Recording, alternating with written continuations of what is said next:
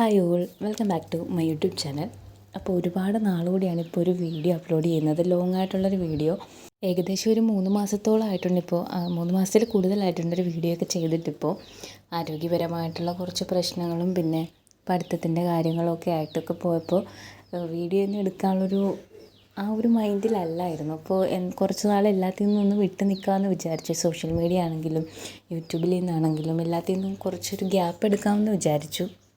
പക്ഷെ അങ്ങനെ ഞാൻ ഗ്യാപ്പ് എടുത്തുവെങ്കിലും യൂട്യൂബ് എന്ന് പറഞ്ഞാൽ വീഡിയോ ചെയ്യുക എന്നൊക്കെ പറഞ്ഞാൽ എനിക്ക് പണ്ട് മുതലേ ഒരുപാട് ഇഷ്ടമുള്ളൊരു കാര്യമാണ്. അപ്പോൾ എന്തായാലും ഞാൻ സ്റ്റോപ്പ് ചെയ്തൊന്നും ഇല്ലായിരുന്നു. അതെനിക്ക് അപ്പോഴും അറിയാം, ഇപ്പോഴും അറിയാം. ഇതെന്ന് പറഞ്ഞാൽ ഞാൻ മാത്സ് ചെയ്യാൻ വേണ്ടിയിട്ട് വാങ്ങിച്ച 2 ബുക്കാണ്. ഏകദേശം ഒരു 35-40 ആ ഒരു എമൗണ്ടിനടുത്ത് നിൽക്കുന്നതാണ്. ഞാൻ ആദ്യമൊക്കെ പേപ്പർ, നമ്മുടെ ബോണ്ട് പേപ്പർ വാങ്ങിച്ചിട്ട് അത് പിൻ ചെയ്ത് വെച്ചിട്ടുണ്ടായിരുന്നു മാത്സൊക്കെ ചെയ്ത് നോക്കുന്നത്. പിന്നീടായപ്പോഴേക്കും ഒരുപാട് 1 രൂപ എന്തോ ആണ് ഒരു ബോണ്ട് പേപ്പറിന്. അപ്പോൾ പേപ്പറൊക്കെ വാങ്ങിക്കുമ്പോൾ വെറുതെ പൈസയും പോകുന്നു, പിന്നെ നമ്മൾ ചെയ്ത് നോക്കിക്കഴിഞ്ഞാൽ എവിടെയെങ്കിലും വെച്ച് പിന്നെ കാണാതെ ആകുന്നു. അപ്പോൾ ഞാൻ വിചാരിച്ചു ഇങ്ങനെ എന്തെങ്കിലും ഒരു റഫായിട്ടുള്ളൊരു ബുക്ക് വാങ്ങിക്കാം, എന്നിട്ട് അതിൽ മാത്സൊക്കെ ചെയ്ത് നോക്കാമെന്ന് വിചാരിച്ച് ഞാൻ വാങ്ങിച്ചതാണ് ആ 2 ബുക്ക്.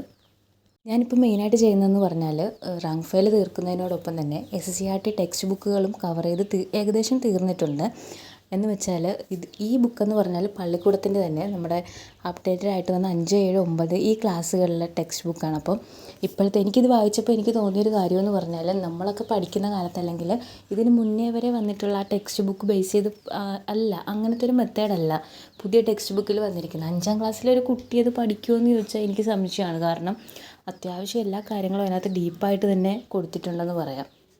എനിക്കങ്ങനെ തോന്നി എന്താണെന്ന് വെച്ചാൽ ഞാൻ ടെക്സ്റ്റ് ബുക്ക് വായിച്ചപ്പോൾ ഇപ്പോൾ ആർട്ടിക്കിളും കാര്യങ്ങളൊക്കെ അതിൽ 5ാം ക്ലാസ്സിലെ ടെക്സ്റ്റ് ബുക്കിൽ ഇൻക്ലൂഡ് ചെയ്തതായിട്ട് എനിക്ക് ഫീൽ ചെയ്തു. അതൊക്കെ ഒരു 5ാം ക്ലാസ്സിൽ പഠിക്കുന്ന ഒരു കുട്ടി പഠിക്കുമെന്ന് ചോദിച്ചാൽ എനിക്കറിയത്തില്ല. അത് അവർക്ക് കുറച്ച് ബുദ്ധിമുട്ടായിരിക്കും. നമ്മൾ തന്നെ അത് വായിക്കുമ്പോൾ അത്യാവശ്യം റാങ്ക് ഫയലിലേക്ക് പോലെ തന്നെ വിവരണാത്മകമായിട്ട് തന്നെയാണ് അതിൽ കൊടുത്തിരിക്കുന്നത്. അപ്പോൾ കുട്ടികൾക്കത് ഇച്ചിരി പാടായിരിക്കുമെന്നാണ് എനിക്ക് വായിച്ചപ്പോൾ തോന്നിയത്.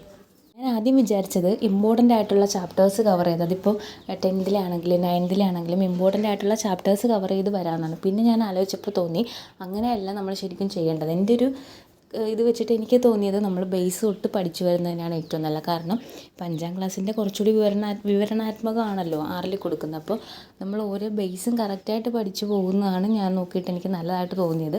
പഠിച്ചു വന്നപ്പോഴും എനിക്ക് ആ മെത്തേഡ് തന്നെ കണ്ടിന്യൂ ചെയ്യാനാണ് തോന്നിയത്.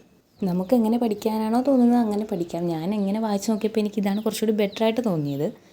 അപ്പോൾ ഇതൊരു ചെറിയ വീഡിയോ ആണ്. ഞാൻ എന്തായാലും ഇനി കണ്ടിന്യൂസ് ആയിട്ട് വീഡിയോസൊക്കെ ഇടുന്നതായിരിക്കും. വീണ്ടും ആക്റ്റീവ് ആകുന്നതാണ്. അപ്പോൾ വീണ്ടും ഒരു വീഡിയോ ആയിട്ട് കാണുമ്പോഴേക്കും ബൈ.